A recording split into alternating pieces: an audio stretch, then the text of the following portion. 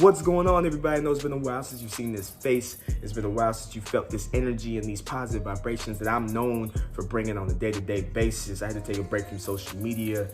Those reasons I'll keep to myself. Maybe I'll explain those in a later video down the line, but I just wanted to come back and tell y'all one thing.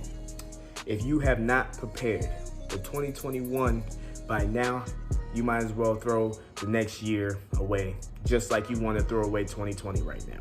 Let's be honest, a lot of us want to throw away 2020 because of everything that's happened in this year. Like this whole year has felt like 5-10 years for some of us. A lot of things have happened, a lot of things have gotten pushed back, and I get it, you want to throw it away. But if you haven't prepared for 2021, if you haven't prepared to make the next year better than 2020, then you might as well throw away the next year.